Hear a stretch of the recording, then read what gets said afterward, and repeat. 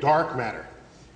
You may not know, or maybe you do, that 85% of all the gravity of the universe has a source that is completely unaccounted for. We look around at all the electrons, protons, all the favorite particles that comprise us and Earth and the sun. We find them, we know where they are.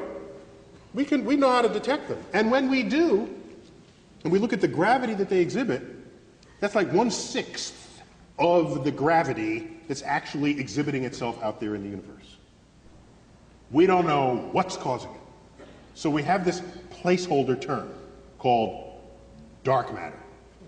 We don't know if it's matter. There are many of us who assume it for other cogent reasons, but we don't know if it's. So we could have just called it Fred, all right? It's just a placeholder term, okay? So we are completely ignorant of what accounts for this extra gravity. It's really dark gravity. That's what it is. We call it dark matter. Now, there's the old saying, if you're a hammer, all your problems look like nails. Because we have dark matter as an outstanding problem, if you're a particle physicist, they all think it's some mystery particle awaiting our discovery. If you're a sort of gravitational dynamicist, you might think that maybe our laws of gravity need modification.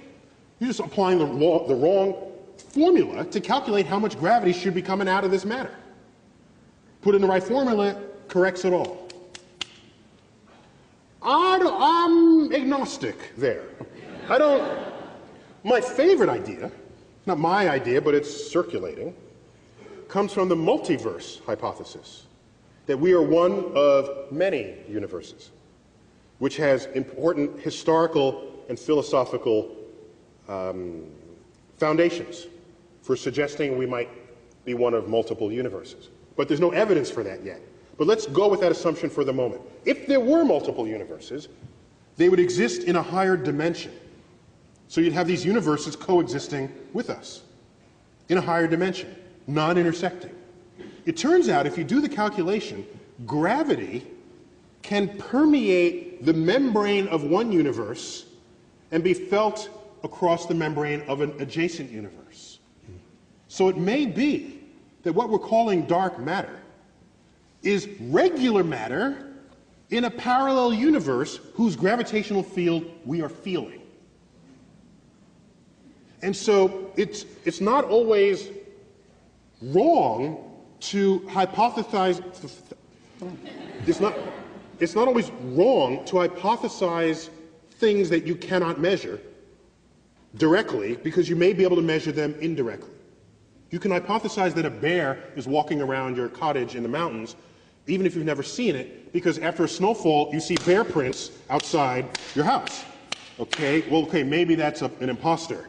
But then you see like a big pile of bear poop, okay? And so now you got it, all right? And so now you don't have to have seen the bear to suggest to yourself that maybe you should move somewhere else. So there are forces of nature that can reveal themselves without actually seeing them directly.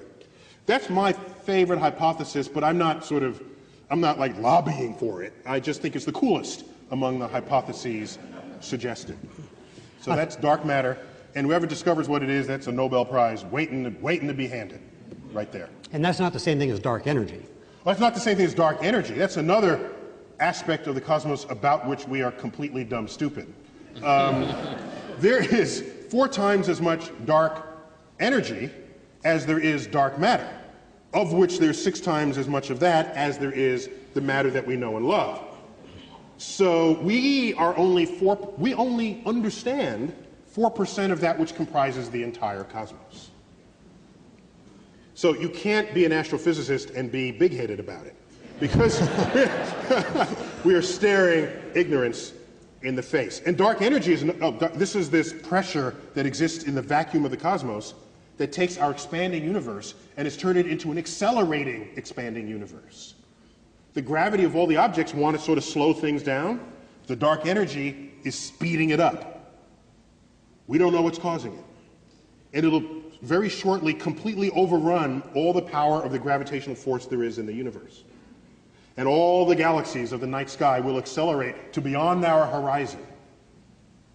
And cosmology as we know it would cease.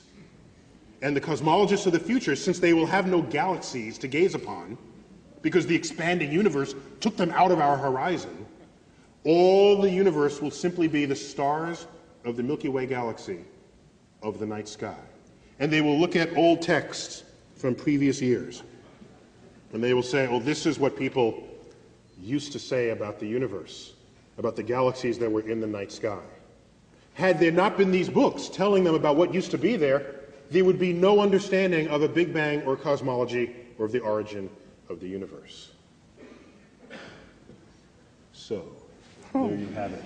Oh, by the way, and so dark energy, since we don't know what that is, that could be just like, we have Fred and Ethel, right? Dark matter, dark energy, they're just placeholder words. We have no idea what they are. Some of us know even less than others. Go ahead.